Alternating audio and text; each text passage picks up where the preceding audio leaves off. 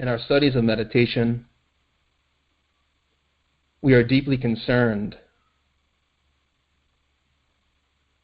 with levels of being, degrees of consciousness, which, according to the 14th Dalai Lama, is infinite. A very famous Sufi initiate by the name of Abdul Karim Jili, he wrote a book called The Universal Man, Al-Insan Al-Kamil, where he stated, the journey to God is short. The journey in God is infinite.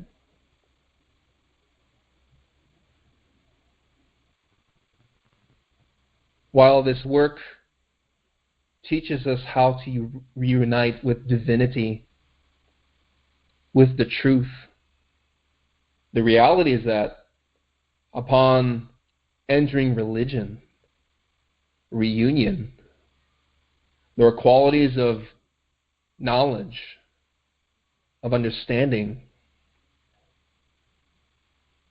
which are within the divine. It is infinite. Consciousness has the capacity to expand to an infinite degree. And different traditions teach and map these levels of consciousness in different ways, in varying levels. The conservative Piscean traditions, in which the different religious doctrines and scriptures originated within the past 2,000 years, speak about these levels of being, these levels of consciousness, in a very abstract manner. The writings are not very explicit and require a lot of experience and initiation from a teacher or shaykh, a guru, a master. But times are different. We now live in an era relating to the astrological influence of Aquarius.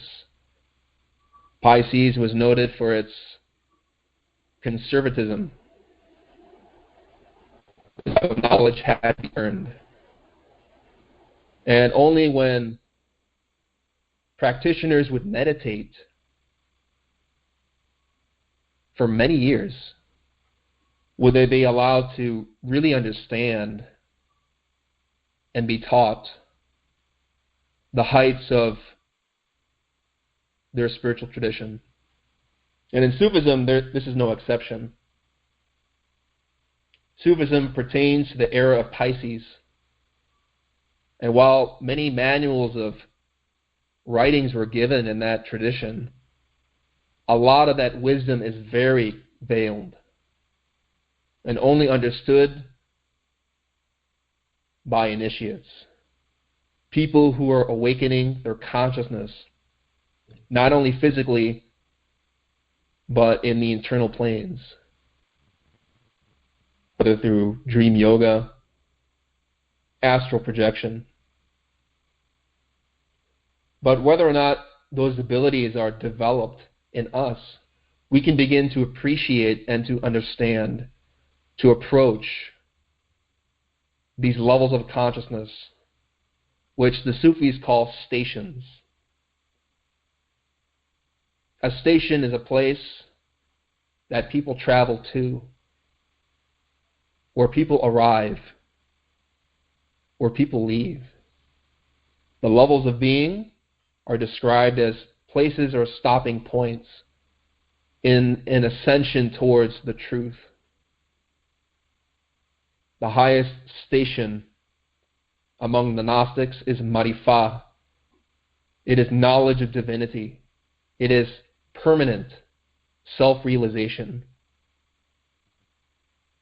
It is the full incarnation of God in the soul. the path of resurrection, which Samael Aun Weor speaks about in his book, The Three Mountains.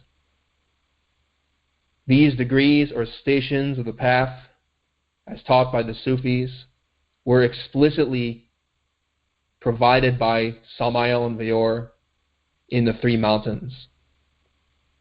And so in this lecture, we'll talk about how meditation applies to the science of the tree of life, the tree of being, the levels of being, which is a map to understand where we are and where we must go if we truly want to obtain religion, yoga. So the levels of being, or these stations, these degrees of knowledge, of development, are made explicit within the writings of the Aquarian knowledge. And I'll read for you a quote from the book, The Aquarian Message, by our teacher, Samael Aun Weor. The chapter is from Internal Meditation. The 7 degrees of ecstasy through which the mystic reaches the perfect state of the soul are described in the school of Sufism. The school of Sufism teaches about ecstasy. The state and secret of our level is revealed in Sufism, because this is the interior state of life in God. So what is ecstasy? It comes from the Latin ex statuo, to stand outside oneself. It is our psychological state that we cultivate as we learn to remove the ego and to go beyond our level of being, to become something more, something profound. Samael Aun Weor writes in Revolutionary Psychology, what is our level of being? We must know where we are if we wish to ascend to a higher level. So our psychological state determines everything,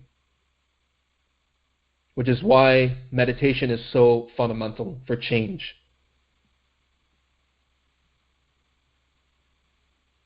Meditation is precisely the science, the art, the philosophy, the religion of understanding our own conditions of mind, but also our virtues, our qualities of soul. This is much more important than any outward adherence to a group or participation in a school. While schools are necessary, they provide clarification of how to practice meditation. They also inspire us to work, to want to change. But a group in itself is not the defining factor of whether one will reach the goal. Our work is our own. In the Piscean era, and even today, the Sufi schools are very conservative. They only taught the most profound doctrine, the most profound sciences to those who have proven themselves under the jurisdiction of a teacher. But of course,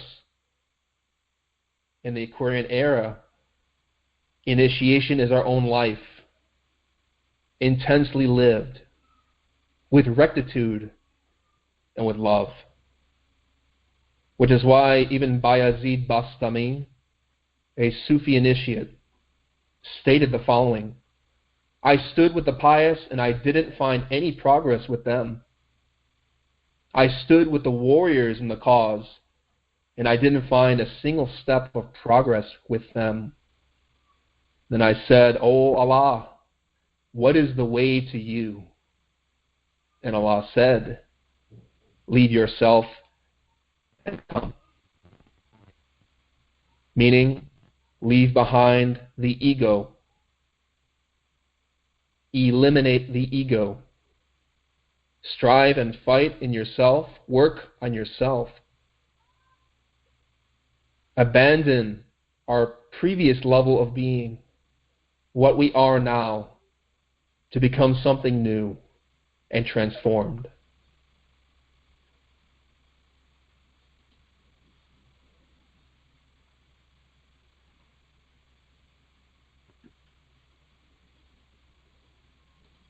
These levels of being are depicted by Kabbalah,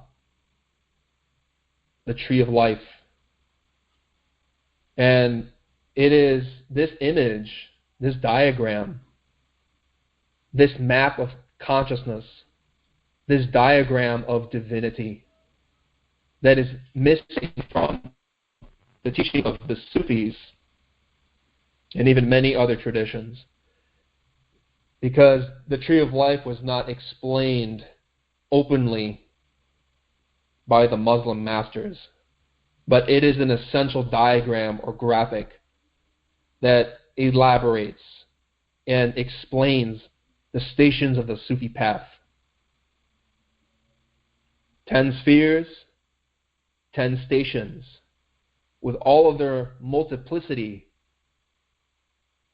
their dimensionality, their infinite qualities. This diagram teaches us where we are in our meditation, and therefore those schools that leave aside the tree of life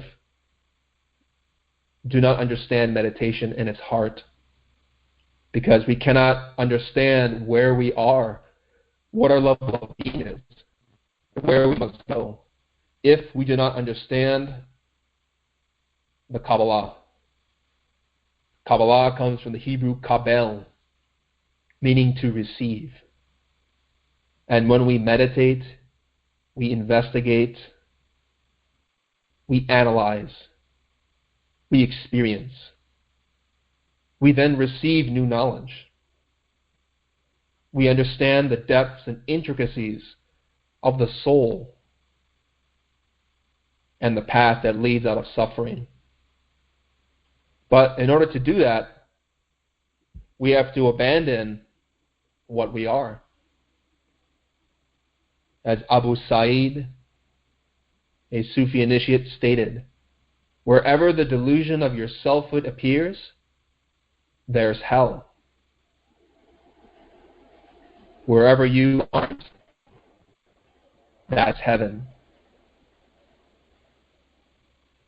So the ego is the problem. The ego is the obstacle. The sense of I, me, what I want, what I crave, what I desire. That in itself is called the tree of death in Islam, the tree of Zakum, which in Arabia is an actual tree whose leaves are very bitter to taste, and became a symbol of the infradimensionality of the ego, the subconsciousness, the unconsciousness, the infra-consciousness. So we have to abandon our own pride, fear, laziness, lust, defects, nafs, the lower soul, in order to obtain heaven. But this quote is very interesting. It says that wherever you aren't, that's heaven. Doesn't mean that there is a complete nihilism there, that we cannot experience heaven. It depends on our level of being. Are we attached to our negativities, our hatreds, our self-esteem? Or do we set that egotism aside, withdraw the senses, and awaken the consciousness, the soul, so that we can experience the being? So remember that this map, this tree of life, represents us. Who we are. Who we really are. Not our culture, our language, our name. but divinity. Stations are precisely the degrees of consciousness that we develop in ourselves through work. These are known as initiations. And if you've studied the writings of Samael and Vior, such as in the Three Mountains, the Major Mysteries, the Perfect Matrimony, Tarot and Kabbalah, Alchemy and Kabbalah in the Tarot, you understand that this tree of life is essential. These are precisely the stations of the path, the degrees of consciousness, which we seek to actualize. Remember that initiation is our own life. It is not found in a physical group. Although schools help, they instruct, they inspire. Real initiation occurs when we humble ourselves, when we humiliate our ego. Shame comes before honor. If we wish to return to divinity, we have to strip away the baggage, the delusion of self, which is not real. We have to remember the being, the tree of life, because the being is heaven. When the ego dies, the soul returns to divinity, our true reality, a profound state of omniscience, cognizance, happiness. And so this diagram helps us to understand ourselves. It is very intricate, very deep. Here we introduce it in the context of this lecture in order to frame the discussion of the forthcoming lectures in this course. So again, initiation is development, qualities of consciousness that we learn to realize here and now. It is obtained through very profound work. But of course, the being, divinity, whom the Sufis and Muslims call Allah, is precisely the one who obtains initiation, honor, degrees, qualities and experiences, understanding, wisdom. Allah in Arabic means the God. And if you look at this graphic, you find that there is a top trinity that emerges from an abstract deity, a perfect, profound, and limitless space known as Ain, Ain Sof Aur. That is the absolute. That is Allah. Because even the term Allah, meaning the God, refers to the most profound heights of the truth. In Islam, they do not have any images of God. It is considered sacrilegious. That is because it is impossible to anthropomorphize space. And the light that emerges is precisely in this diagram, this top trinity. Keter, Hokmah, Binah. Crown, wisdom, intelligence. It is light that expresses in three ways, but is one. There is no division of that light. It is perfect. But it manifests in three ways in order to create life, which is why the Quran speaks abundantly about how one of the names of divinity is Al-Khaliq, the creator, referring to Binah, the intelligence of divinity that creates the soul. Likewise, we have the compassionate, the merciful, Hokmah, which refers to the beginning of each surah of the Quran, with the exception of Surah 9. Bismillahir-Rahmanir-Rahim. In the name of Allah, the compassionate, the merciful. Keter is also Allah, the crown, supremacy. And that light, which emerges from the unknown, is that perfect expression of God.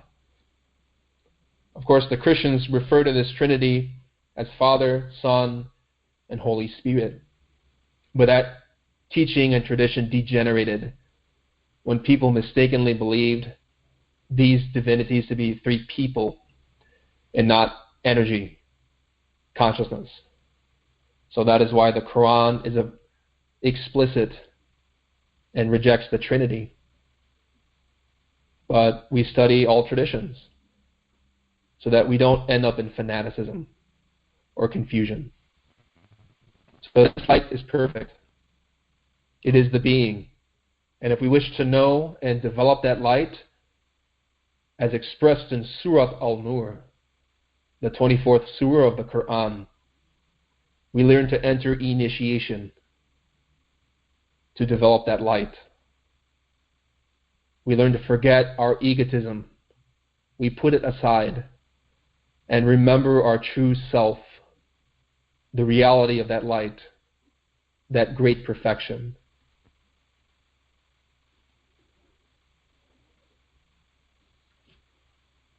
So let us define, according to the Sufis, what stations are, initiations, levels of progress. The levels of knowing God, the remembrance of God, occurs in accordance with hierarchy. And even amongst the Sufis, they explain these stations in very different ways. Sometimes 7, sometimes 40, other times 100, and even 1,000. These stations refer to the qualities of ourselves, our soul, such as discipline, contentment, awe of divinity. It's important to remember that these stations are very dynamic. When Samael Aun Weor wrote about these different initiations, he was very specific and explained something that was never taught publicly. But the Sufis alluded to that teaching in a very abstract way. So, as I said, sometimes the Sufis say there are 7 stations, sometimes 40, sometimes 100. The number 7 is important to Kabbalah. It refers to 7 levels of the soul, the lower 7 spheres, or Sephiroth, the Hebrew term for emanations. There are also 40 stations, referring to the 4 worlds of Kabbalah, the 10 Sephiroth of the Tree of Life in the 4 worlds, Atzilut, Bria, Yetzirah, Asiya. 40 also relates to the Hebrew letter Mem, which refers to words like Ma'im, water, and even the Arabic Mim, which has the same significance. Fakhruddin Attar wrote a book or a poem called The Conference of the Birds, and he speaks about the 7 stations of the path. Al-Kushari, who wrote Principles of Sufism, Al-Risalah, explained that there are 40 stations, which are very profound, and much of the knowledge we are providing here comes from that text. And lastly, there is the 100 Stations of the Sufi Path by Abdullah Ansari of Harat. All these initiates were Persian. And I'll quote for you what Samael Aun Weor wrote in The Perfect Matrimony about Persian Sufi initiates. The most ineffable part of Muhammadan mysticism is Persian Sufism. It has the merit of struggling against materialism and fanaticism, and against the literal interpretation of the Quran. The Sufis interpret the Quran from the esoteric point of view, as we, the Gnostics, interpret the New Testament. So Sufism teaches us how to interpret the Quran, because the language of the Quran is Kabbalah, which if you say in Spanish is La Kaaba. It is the science of the stone. In the Middle East, Muslims pray towards Mecca, the Kaaba, the stone of the mysteries. That stone is a symbol of the work with the Asad, the vital forces that are essential to entering meditation. If you say La Baka, the same syllables, in Spanish, you have the cow. And Al-Baqarah is the longest surah of the Quran. It is the cow, a reference to the divine mysteries of the eternal feminine, the divine mother. There are very profound mysteries here, very deep. The term Baka actually means subsistence. The term Fana, in Arabic, it means elimination, annihilation of the self, so that one can enter the truth. Baka is subsistence within the truth. So once we have died to the ego, the soul subsists and realizes the being, Baka. That is the mystery of Al-Baqarah, the sacred cow within Islam, the longest surah of the Quran. If you're interested in knowing more about these topics, you can study specifically the Tarot course we have available on ChicagoGnosis.org, where we speak a lot about the Muslim mysteries and the Kabbalistic symbolism contained within those teachings. So Kabbalah is the science of numbers. They represent principles. Law 7 is very deep, and it can teach us how to meditate, to understand the tree of life in its order.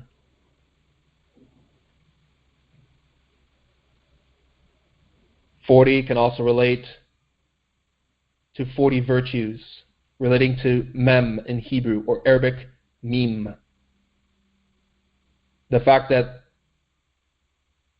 certain Sufis refer to 100 stations can also refer to initiation. Because when you add the numbers together, the digits, 1 plus 0 is 1.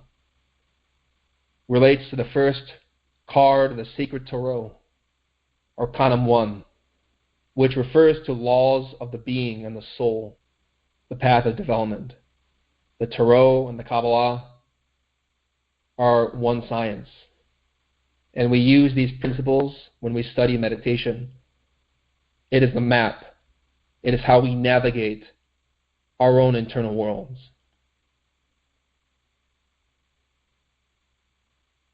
So, stations refer to initiations.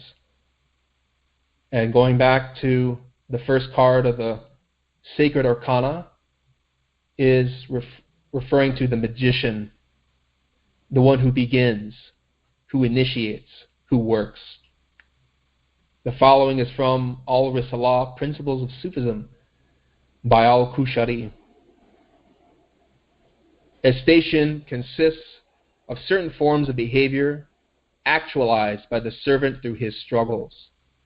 He gains access to these through some kind of voluntary effort and makes them a reality through a sort of striving and the endurance of constraints on his nature.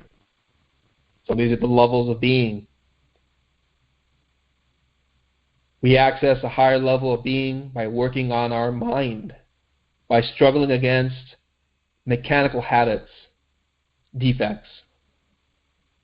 We must gain access to the higher worlds through conscious works and voluntary sufferings. This is a very famous quote by Samael Weor. We can only awaken through conscious works and voluntary sufferings. It doesn't mean that we go out of our way to look for problems. It means that we accept the results of our prior actions and face the consequences with rectitude, with ethics, with love for humanity. That's how we constrain the ego. We allow our ego to suffer when we don't give it what it wants. This is fundamental if we wish to enter initiation, understanding of the higher degrees of meditation. Everyone's station is the place that he occupies in this way, and with the discipline of which he concerns himself.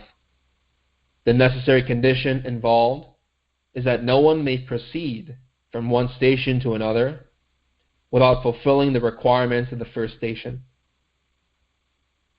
There are very clear levels of development, a progression, which the Tree of Life maps very explicitly, very beautifully.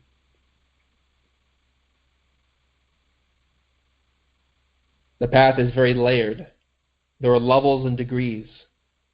If you studied the perfect matrimony, mysteries, major mysteries, the Gnostic initiations, the three mountains.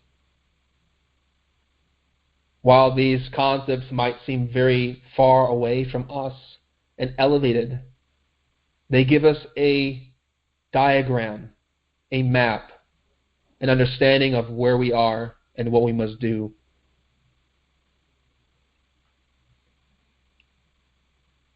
So Al-Kushari continues. For instance, he who has no contentment cannot properly possess trust.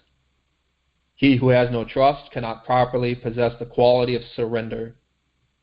Likewise, he who has not turned to God cannot properly know penitence.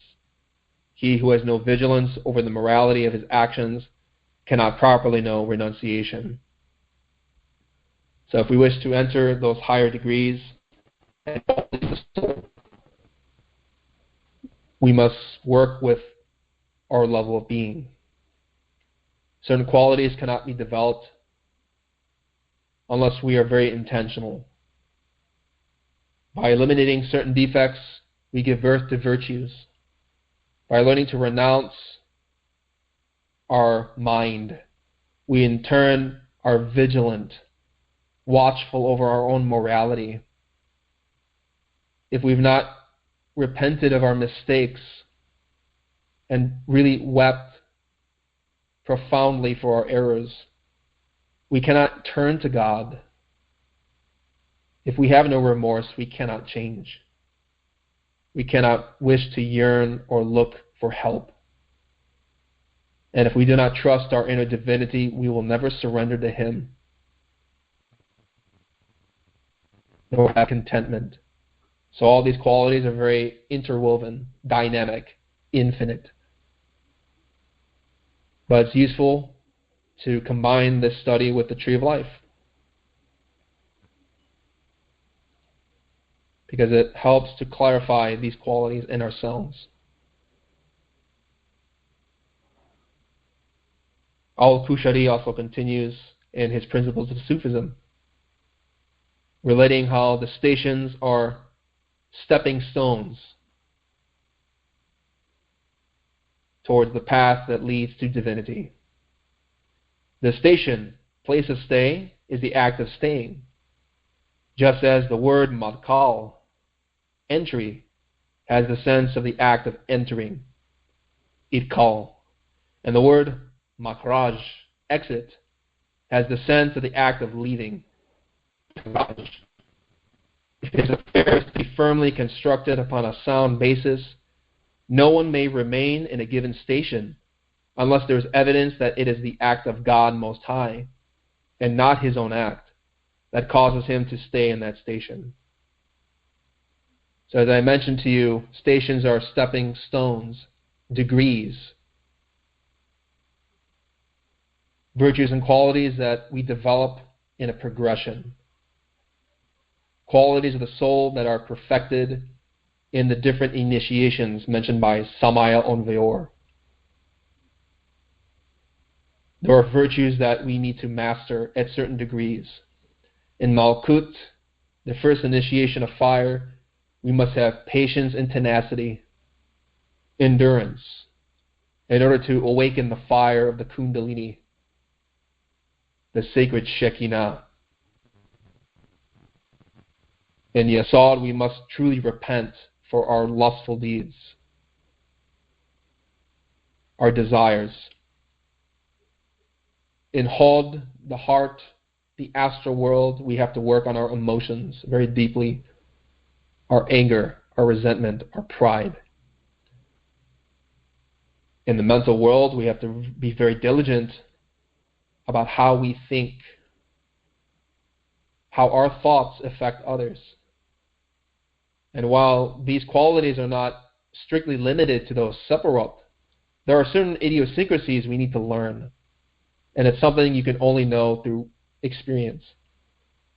And these stations are places in which one can stay or one can leave.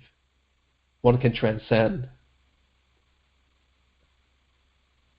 But the goal is never to stay in one place and never go down, to fall, but to ascend these higher and higher degrees of knowledge. So we are not allowed to stay stationary unless that is what our divinity wants.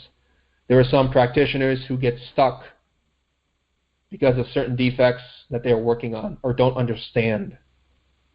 Other times the being keeps us at a certain degree because we need to learn something more, to be firmly established in certain virtues and the understanding of certain actions. But the goal is never to stay in one place, but to always ascend, to go up, to ascend this tree of life.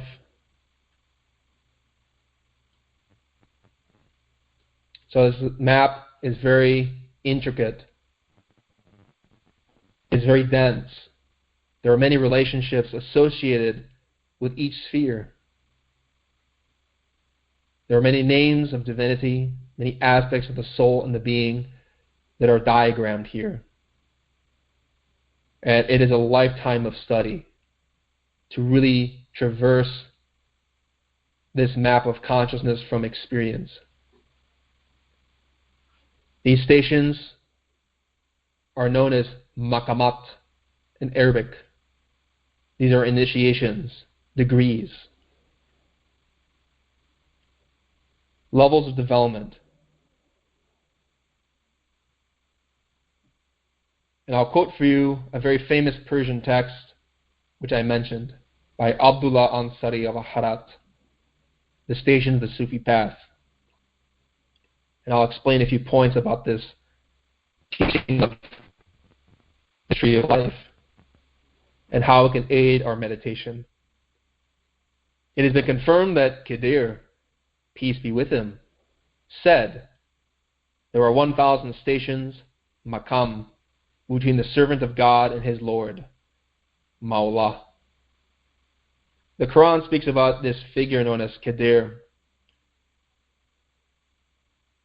who helped Moses, and Moria in the Lord God of Truth within refers to this initiate as Melchizedek, the genie of the earth, a great master. And a similar saying had been mentioned by Dual Nun al-Masri and Abu Yazid al-Bastami and al-Junaid and Abu Bakr al-Atani. May God be pleased with them all.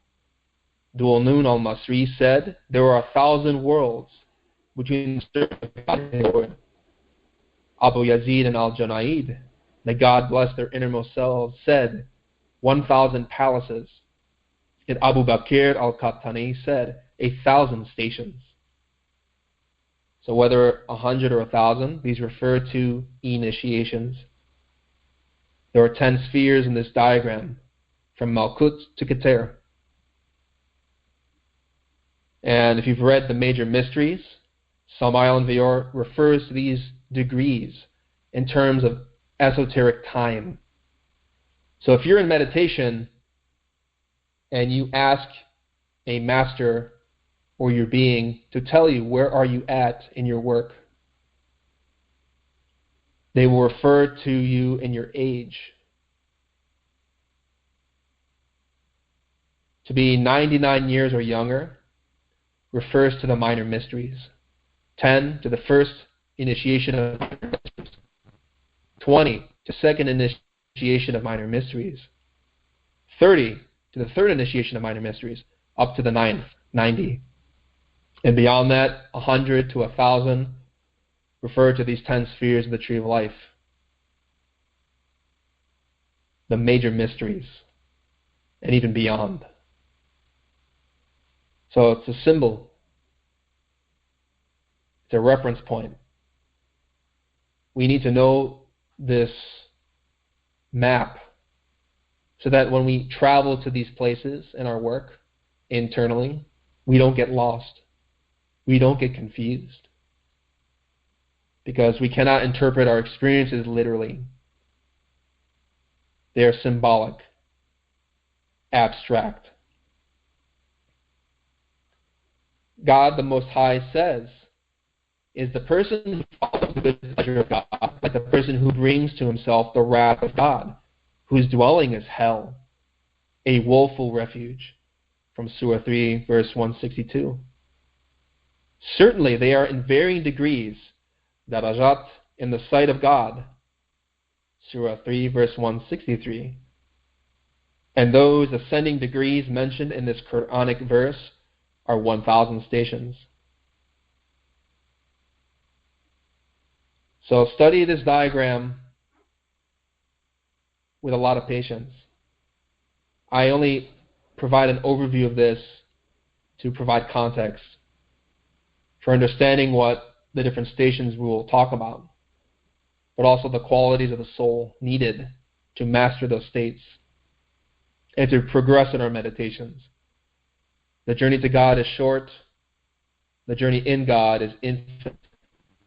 Ascending degrees, more knowledge, limitless wisdom, which is why Prophet Muhammad stated in Surah Taha, verse 114, "My Lord, increase me in knowledge."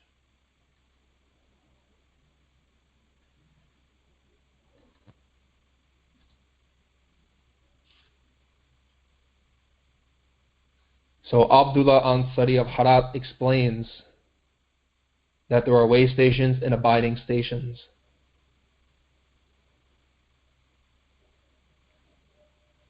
These stations are stopping places. They are levels of being, which always ascend higher and higher towards the divine. And even within the divine, there are infinite degrees, levels of being, which we seek to actualize.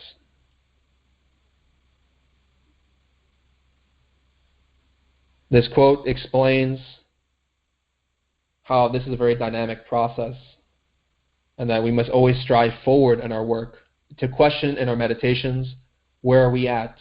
What must we do in our particular level so that we can renounce what is egotistical and ascend towards what is higher? And those 1,000 stations are stopping places, which are traveled by those who are journeying toward God, Haqq, until the servant, having passed and is helped to pass through those ascending degrees stage by stage, is honored to be received into the proximity, qurb, of God. So what is this proximity of God? There are levels to God, which is why we study the tree of life.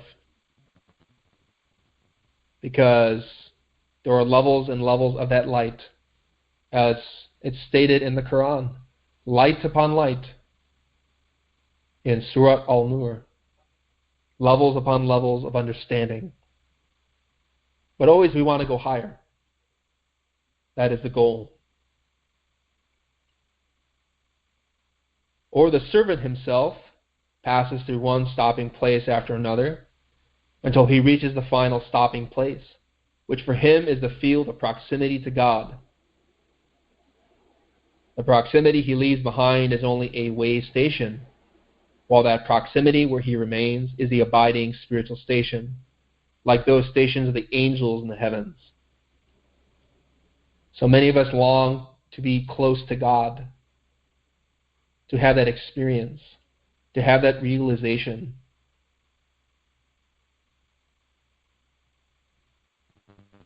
Remember that we must travel, and traveling to a distant country that is foreign, unfamiliar, dangerous, requires a lot of courage, a lot of work, striving, effort. The stages of the path are way stations, and we wish to abide within the highest spiritual station, like the angels. And we have to remember that the Elohim, or the angels, the Buddhas, the gods, whatever name we wish to use, were once like us. They did not begin from the heights. They rose from the mud. They polished their hearts with dhikr, remembrance of Allah, through meditating on their true nature. And so one practice we can do is to meditate on the tree of life, to ask for clarification of what this diagram means to us, and to understand that these are way stations, places of travel that lead higher and higher. The path of divinity, of the gods, is in a much higher octave degree than what we can conceptualize here, and even with the tree of life. We know that there is the 10 spheres, or sephiroth of the tree, in which certain masters ascend, but even in the absolute there are degrees and degrees and degrees, which are incomprehensible for us at our level. But we need to understand this conceptually so that we know what the goal is, and to meditate on it for ourselves, to know the truth of it from experience.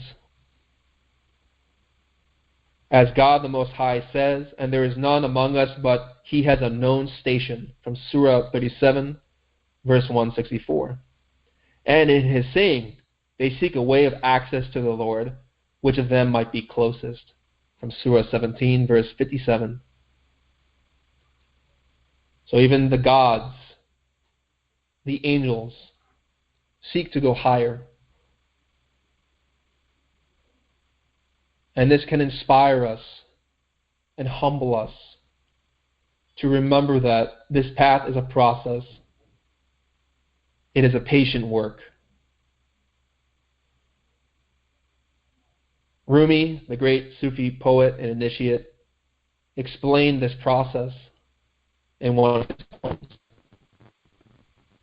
We talk about the process of the soul elevating higher and higher and higher through a process of the death of the ego. I died as a mineral and became a plant. I died as plant and rose to animal. I died as animal and I was man.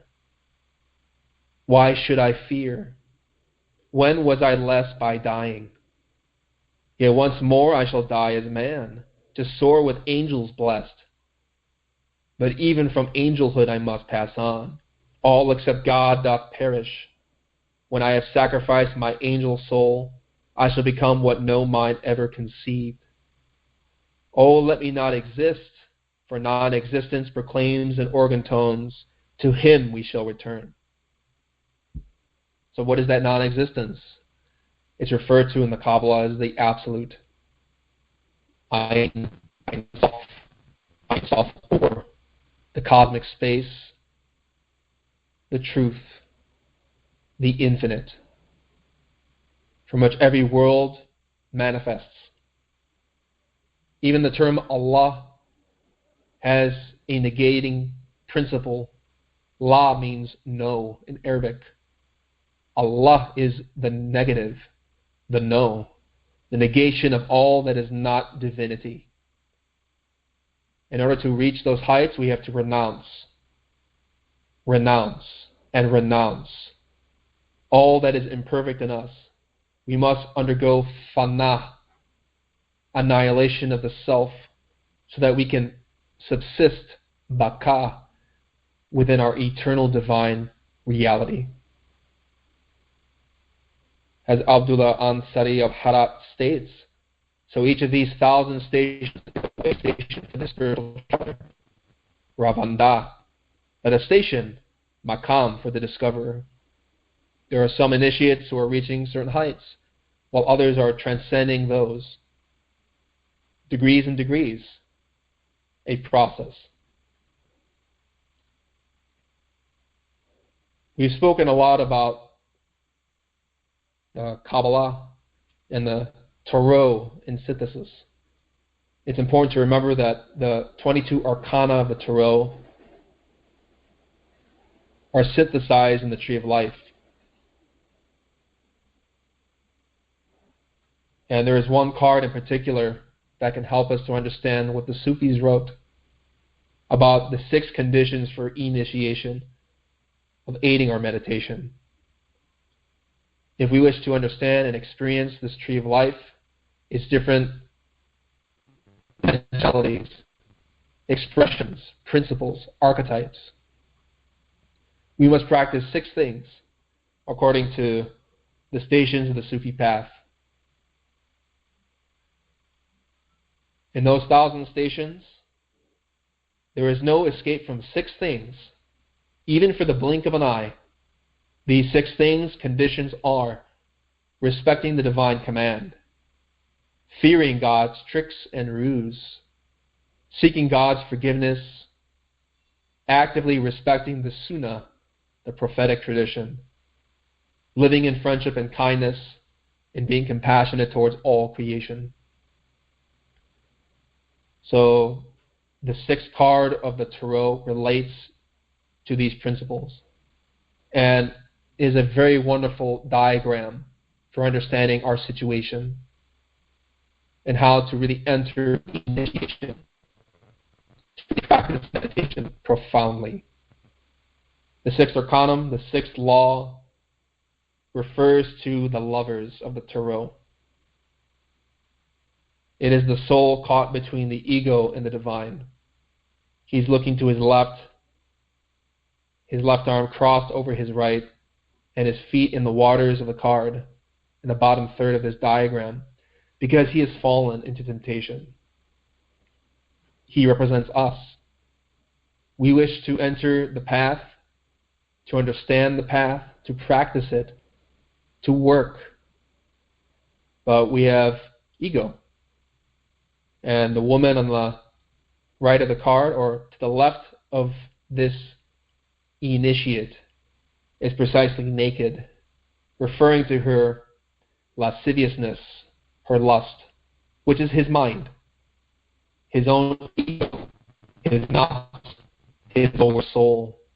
And on his right, there is a divine initiate, a woman, referring to the Divine Mother, the sacred cow of Islam, al-Baqarah. Above, there is an angel aiming an arrow towards the whore, the prostitute, the naked woman of this arcanum, in order to slay her. And this teaches us the path of meditation. Meditation is for comprehending our own faults,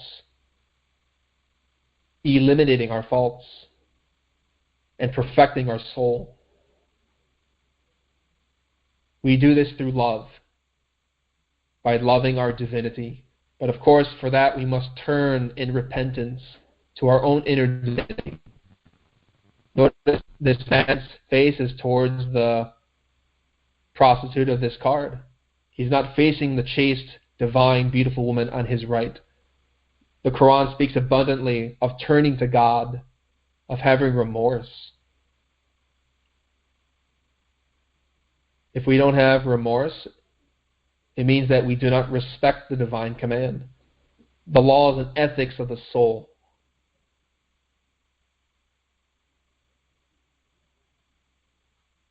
Remember that the basis of meditation is founded on how we use our energy. Lust and love cannot mix. They are opposites. Desire says me, what I want, what I crave, what I need. And compassion says you. Lust fulfills itself. Love or compassion sacrifices for others. So what does it mean to respect the divine command?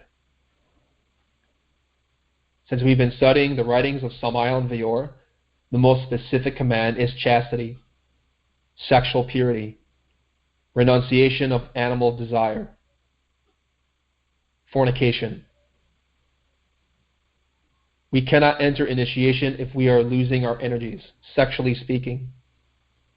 It means that we don't respect divinity, and we are facing the horror of the sixth arcanum, feeding our animality, our lower soul. So beginning meditators often struggle with the reality of lust.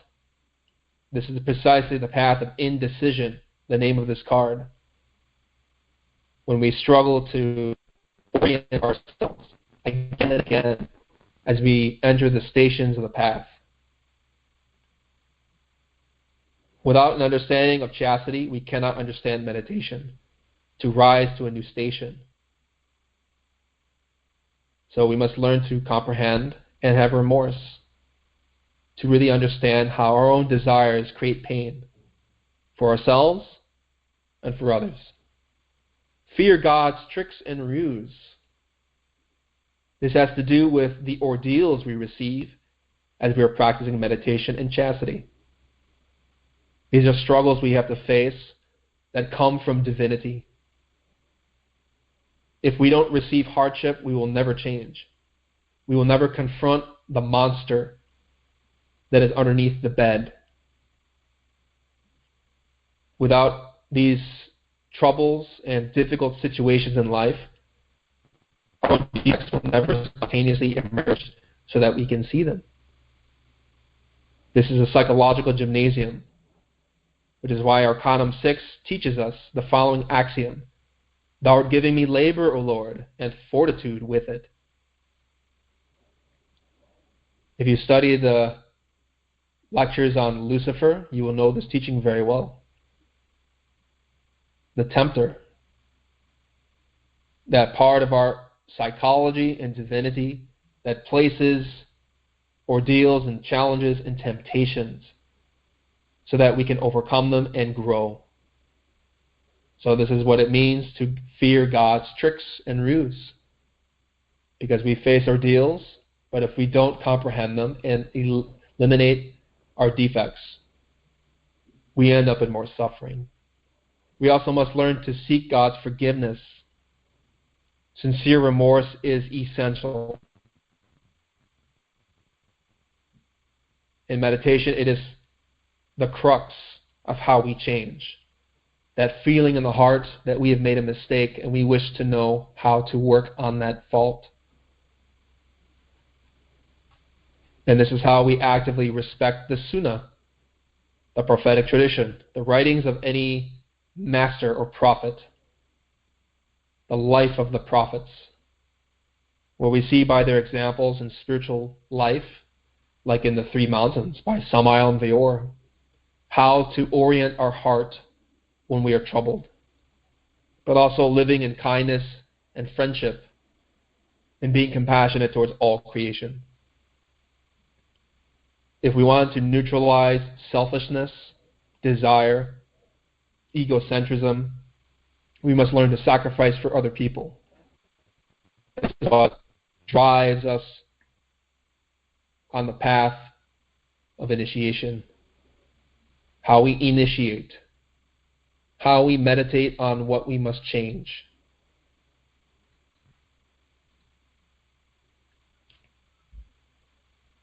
Lastly, we'll talk about spiritual acts in remembrance.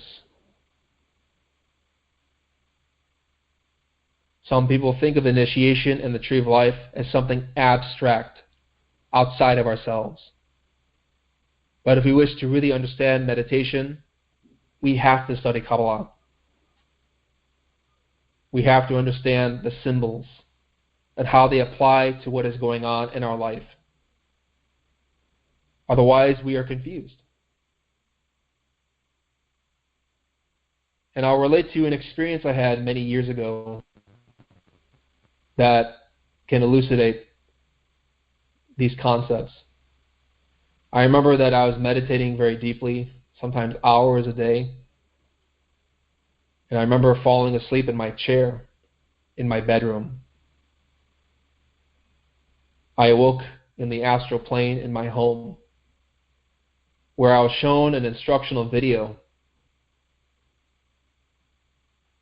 The words, "the path of the self-realization of the being," scrolled from left to right in front of my vision or screen. I was next shown a diagram, 10 spheres, which are aligned in 2 rows of 5 columns, different faces. Mine was on the bottom far right. Interesting figures that I can never forget. Different qualities or expressions of different faces or people, which at the time I didn't understand. I was never studious about Kabbalah in the beginning, but I was having meditation experiences that I couldn't explain. I remember seeing particularly figures in this diagram, portraits associated with the Nordic pantheon, such as Wotan, Father of the Gods, in the far top left, and other faces associated with Germanic mythology. And I remember asking this question of an instructor who directed me to Kabbalah, the Tree of Life. And I understood that each portrait or face in that glyph was a symbol of inner being. Different faces or aspects of my own inner truth, levels of initiation. And when I understood this symbol, I was relieved. And I had a lot of faith built from that understanding that I was being helped. I just needed the practical knowledge to interpret. And this is why Kabbalah is essential to meditation, because I was confused. I knew this was from my inner divinity because of my heart and what my soul was telling me. But when I verified in writing from the books this reality, it solidified my faith and has helped me to progress for many years of work, to be patient. So in this process, we must always go higher, revise our understanding, self-reflect, which is why Al-Kushari stated in Principles of Sufism the following anecdote. I heard Abu Ali al-Dakak say, when al-Wasati entered Nishapur, he asked the companions of Abu Uthman al-Hari, "What did your Shaykh use to order you to do?" They replied, "He used to order us to realize the necessity of acts of obedience and to see clearly how we fell short in them." So while this pertains to our ethical discipline, of course there are levels. We emphasize ethics always, but we must not get caught up in concepts, intellectualism, theories, which is why Al-Wasati exclaimed, "He ordered you to sheer fire worship. Why did he not command you to be absent from these acts in the vision of their originator and further? Why did he not teach you to learn how to act selflessly from the being, to manifest those higher qualities in the vision and remembrance of the truth?" Levels of knowledge. Remember we spoke about Sharia, Tariqah, Marifah. Ethical discipline, inner work, and the highest realizations. And again, that tree of life, you can refer to the 3 trinities of that diagram: above, middle, and below. Top trinity, formed by Keter, Chokmah, Binah. The middle trinity, Chesed, Geburah, Tifereth.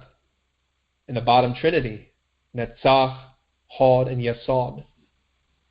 The three levels of Sufism. Top trinity relates to Marifah. The middle trinity relates to Tariqah, the path of the heart.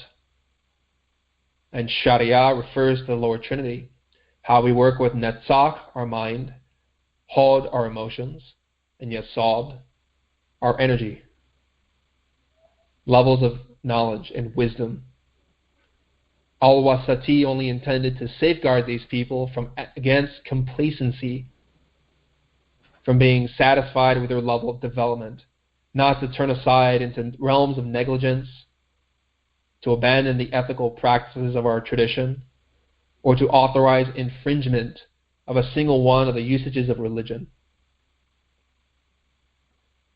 So remember that the tree of life is very intricate. We'll approach this glyph systematically to understand how these principles apply to our meditation. Even the terms used in Hebrew relate to the profound development of the consciousness. And so here we introduce these concepts. We will open up the floor to answer any questions that you may have. I was curious. You talked about, about having a map to know where you are right now. Could you talk a little bit more about that? Yes. So the tree of life is precisely the map of our consciousness and where we are and what we must do. So we know from our meditative practice that the lower 5 spheres of this diagram teach us about the qualities of our soul. Malkut in Hebrew means kingdom, our body. When we meditate, we must learn to calm Malkut. We must also learn to relax and to work with our vital forces relating to Yesod, which in Hebrew means foundation, the vital energies. We work with these vital energies through mantra, through prayer, through transmutation, sacred rites of rejuvenation, runes, many exercises that are provided in the writings of Samael Vior. We also learn to calm our emotions, withdraw our emotions from negativities relating to Hod, the astral body, referring to splendor in Hebrew, the splendor of the heart, the compassion of the heart. As we calm our emotional center, we also let the mind exhaust itself, relating to Netzach. Sometimes Samael Vior mentions how one who conquers his or her mind is victorious, a Buddha. And so the mind always wanders from thing to thing, associative thinking. We must learn to control our mind with willpower. We're referring to Tifereth, which in Hebrew means beauty.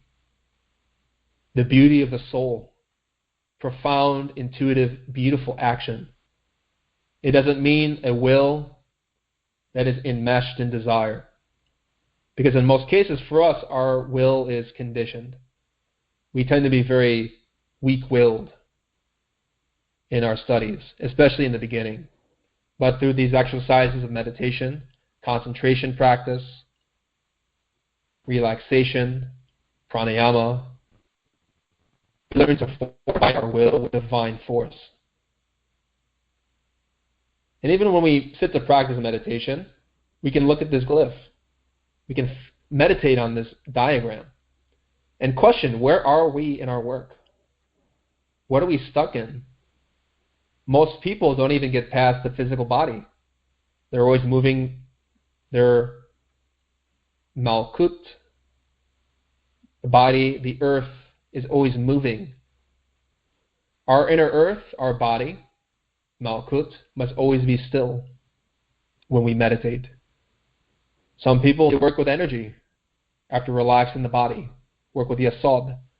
Other times we are caught up with negative emotion relating to Hod, or our mind is too active, chattering, Netzach. And sometimes we need to develop more will, more divine will, action that always serves, submits to divinity, referring to Chesed, the being, the innermost, in Hebrew, meaning mercy, and the divine soul, Geburah, in Hebrew referring to justice, the mercy and justice of divinity, which always knows how to act in any situation. And of course, to go higher requires work. But in a simple way, this diagram teaches us where we are. And if we learn to really investigate those spheres in the internal dimensions, we can receive even more profound guidance and be instructed as to what we have to work on. Because remember that the science of dream yoga is geared to understanding our own experiences in life. Initiation is our own life, lived intensely, with rectitude and with love. So if we awaken consciousness in those higher regions of nature, we can be shown our level of being, our qualities of mind, our defects that we have to work on. So that when we return to our physical body from sleep, we're charged, we're inspired, because we're receiving the inner guidance of our own inner divinity. And so that's a representation of what the stations are. They can refer to virtues, they can refer to the Sephiroth, the tree of life.